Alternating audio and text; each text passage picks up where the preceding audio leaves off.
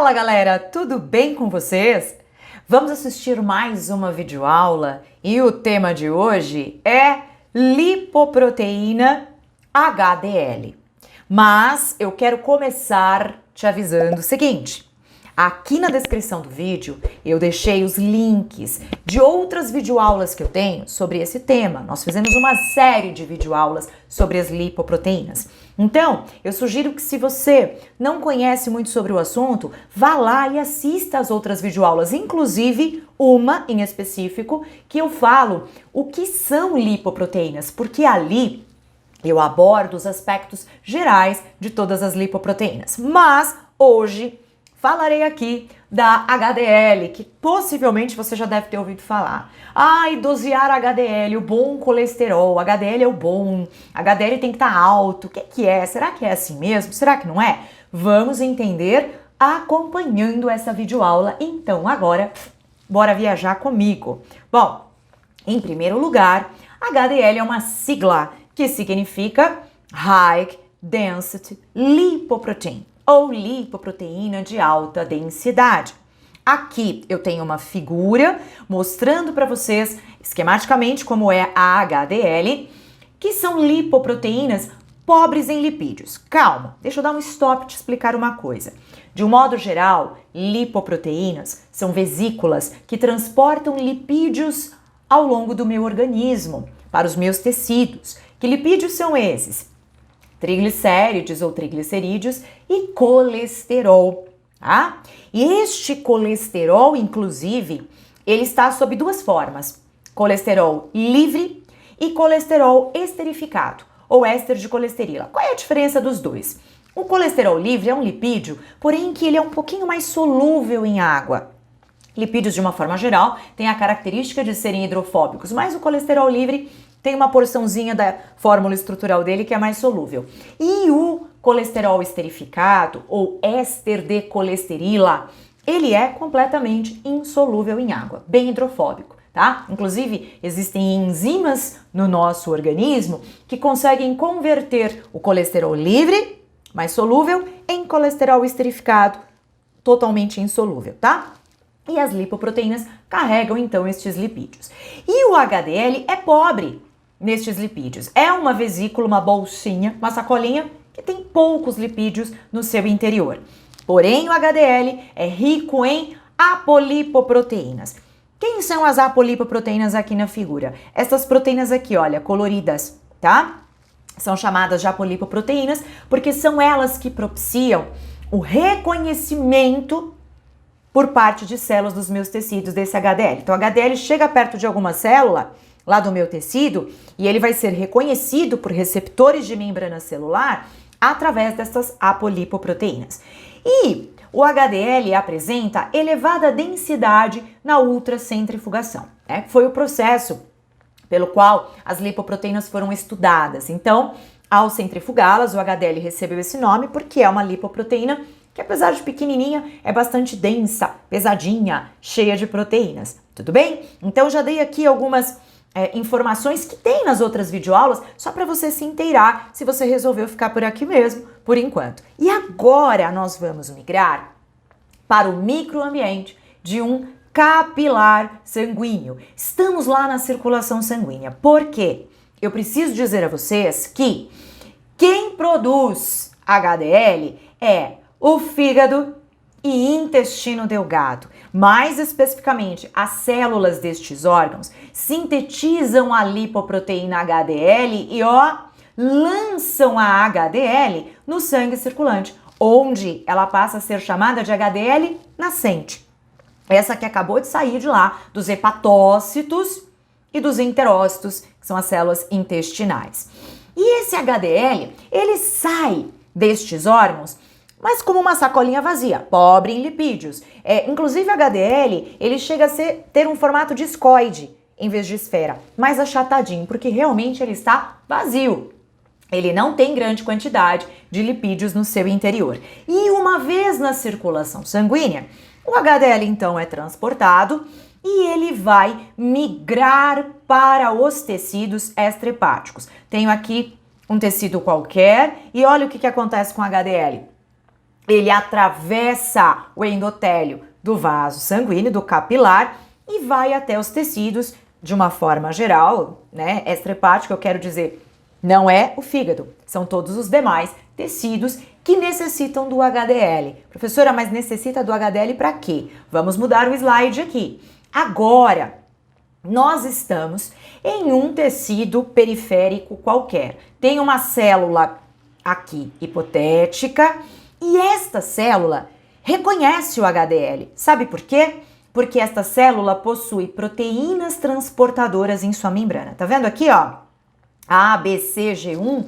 Isso daqui esquematicamente mostra que existem nas membranas das nossas células estas proteínas que são capazes de, ó que bonitinho, reconhecer a lipoproteína HDL, justamente por intermédio destas apolipoproteínas. Então, alguma apolipoproteína do HDL vai ser reconhecido por estas proteínas transportadoras chamadas ABCG1. E aí é que a mágica acontece. O HDL saiu do fígado, saiu do intestino delgado, foi para a circulação, foi para os tecidos periféricos e esta célula agora, que reconheceu a HDL, sabe o que ela vai fazer? Vai transportar colesterol livre para dentro do HDL. Em outras palavras, o HDL foi lá, nesta célula, buscou o quê? Colesterol que estava dentro dessa célula. Por quê? Porque ela não precisa. Ela já usou esse colesterol para diversas finalidades. Aliás, abre parênteses para dizer, o colesterol livre, que é mais solúvel, ele é muito utilizado para formar membranas celulares. Já o colesterol esterificado, ou éster de colesterila, ele é muito utilizado para a síntese de hormônios. Ele é matéria-prima, ingrediente para fazer hormônios no nosso organismo. Vocês vão ver aqui daqui a pouco. Então quer dizer que o colesterol livre ele vai entrando dentro desta sacola chamada HDL. E neste instante, o que acontece?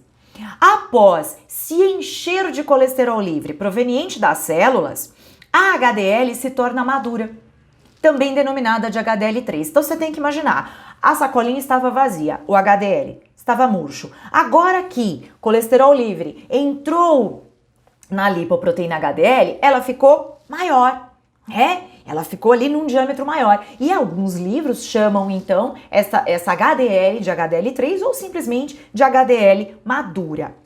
Só que, olha o que a HDL faz.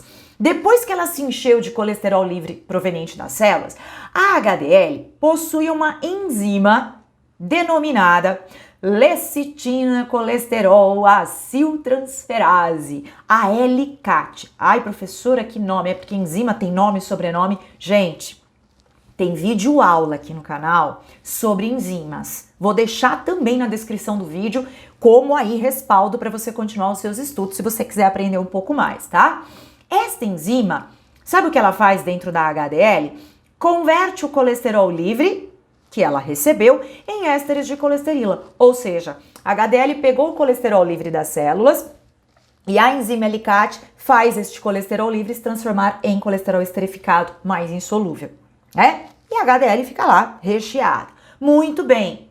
Aí nós temos então um outro momento. A HDL3 agora, depois que ela foi lá, que ela se encheu de colesterol livre e que ela agora tá maior, HDL madura, ela vai voltar para o sangue circulante. A HDL vai fazer isso aqui, ó, ela volta lá. E por que ela volta para o sangue circulante? Porque agora a HDL vai interagir com as demais lipoproteínas. Então, por ali na circulação vai passar, por exemplo, um quilomicron remanescente. Passa por ela.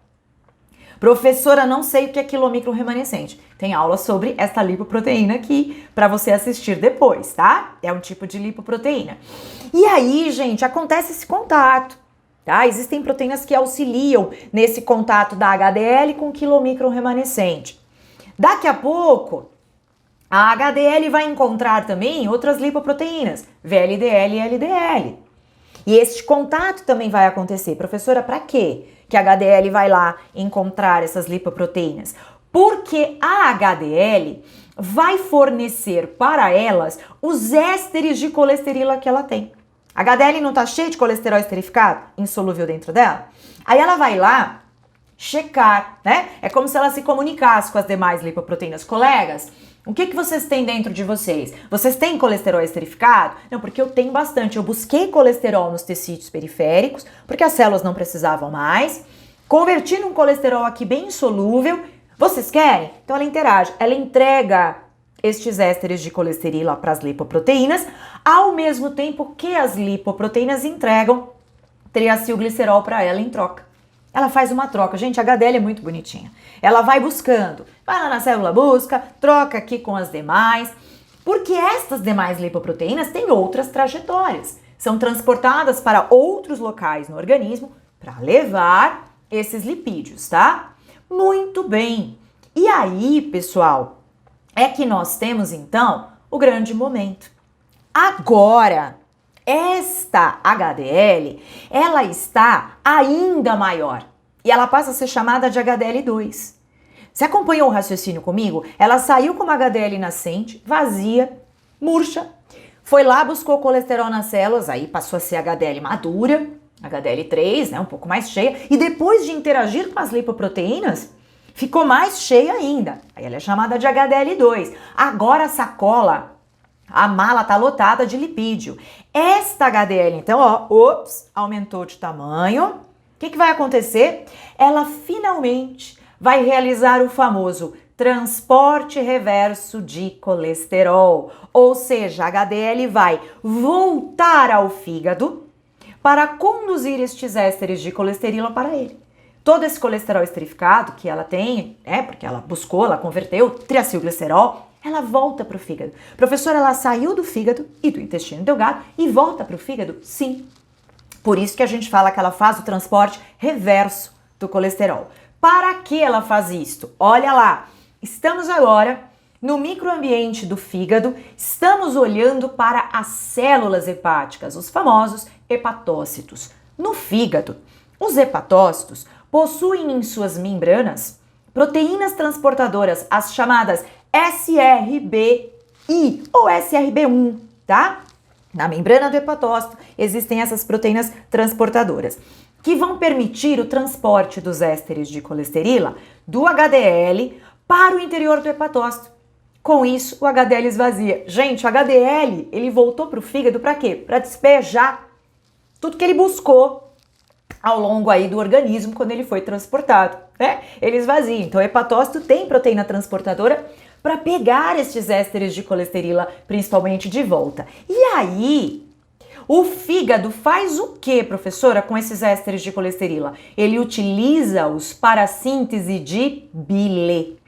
Inclusive, vou deixar também na descrição aqui do vídeo uma aula que nós temos aqui no canal sobre lipídios e bile. Porque a bile, pessoal, ela é um fluido produzido pelo fígado, armazenado na vesícula biliar e que participa do processo de digestão de lipídios. Esta bile é como se fosse um detergente que ajuda a emulsificar os lipídios no processo de digestão, até facilita a ação das enzimas que vão atuar sobre os lipídios. Então, é bem interessante, né? É um detergente, mas para fazer esse detergente a gente precisa de uma gordura, a gente precisa de um lipídio, que são os ésteres de colesterol, né? Então, o que é interessante é que o fígado utiliza esses ésteres para uma outra finalidade. E isso é muito bom, é o lado bom do HDL. E aí, além do fígado, olha como o HDL aqui é generoso, né? O HDL maduro, ele também pode conduzir estes mesmos ésteres de colesterol a outros tecidos. Por exemplo, glândulas suprarrenais. Por quê? Porque as células desses tecidos também possuem em suas membranas as mesmas proteínas transportadoras, SRB1. Quer dizer, o HDL vai chegar lá nessas células, elas vão reconhecer e o HDL vai esvaziar ali também. Então o HDL também leva os ésteres de colesterol, por exemplo, para a glândula suprarrenal. Se você não sabe, as glândulas suprarrenais, elas utilizam esses ésteres de colesterol para produzir determinados hormônios, como por exemplo cortisol, aldosterona, você já deve ter ouvido falar, hormônios produzidos pelas adrenais ou suprarrenais. E o ingrediente para fazer esses hormônios é o éster de colesterol. Então olha como o HDL ele sai distribuindo, redistribuindo estes ésteres de colesterol de uma forma bastante inteligente. Então, turma, o HDL maduro, o que ele faz?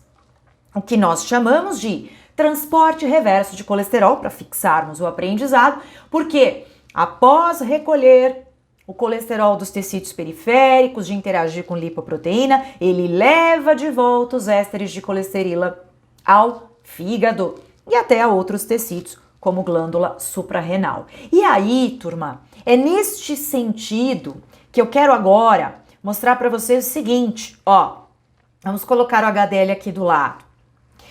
Uma elevada concentração da lipoproteína HDL está associada à longevidade. E uma baixa concentração está relacionada a risco aumentado de doenças cardiovasculares. É aqui que entra, agora que você já entendeu o que a HDL faz no seu corpo, vale dizer, porque ela é conhecida como bom colesterol. Tem gente que brinca, né, com a sigla, porque tem o LDL, que é classificado como mau colesterol, o HDL classificado como bom colesterol, né? Então, o pessoal fala que o HDL significa hoje Deus livra, quer dizer, você tá livre, o LDL é logo Deus leva. Ai, porque ele é ruim, o HDL é bom. Pessoal, na realidade, as lipoproteínas são importantes, todas elas são importantes, inclusive o LDL. Assiste a aula lá depois para você ver, tá? No entanto, níveis um pouco mais elevados de HDL são interessantes, por quê? Porque olha o trabalho que a HDL fez de buscar o excesso de colesterol livre, de redistribuir para as lipoproteínas, de trazer de volta para o fígado, e o fígado reaproveita, tá? Então é por isso que não é para estourar o nível de HDL na sua circulação sanguínea, mas níveis um pouquinho mais elevados realmente é bem interessante de se manter. E além desse transporte reverso do colesterol, a HDL tem outras propriedades que nós chamamos de propriedades ateroprotetoras, tá? HDL, existem estudos que mostram que ele tem propriedades anti-inflamatórias no nosso organismo. HDL promove ações de limpeza de radicais livres, promove a integridade do endotélio dos vasos sanguíneos, protege os nossos vasos, além de prevenir agregação plaquetária e trombose. Por esse motivo, né, ele é conhecido aí como o bom colesterol. Mas vocês já entenderam, não existe o bom e o mau colesterol, né? Colesterol é colesterol. E aí depende da lipoproteína que o transporta. Eu espero de todo o coração que esta videoaula tenha lhe ajudado. Se você tem mais dúvidas, escreve aí nos comentários, vamos conversar. Coloque, exponha suas ideias, os seus conhecimentos, porque o Biologia de Verdade é uma verdadeira teia de conhecimentos. Tudo bem? Eu vou ficando por aqui. Espero vocês em nossa próxima videoaula, se Deus quiser. Além de tudo, não se esqueça de nos seguir nas redes sociais, eu interajo bastante lá com o pessoal, converso e sempre aprendo muito com vocês. Nunca quero deixar de aprender com vocês e vocês aprenderem comigo, ok? Então, um beijo, abraço de guerreiros e até a próxima, se Deus quiser. Tchau, tchau!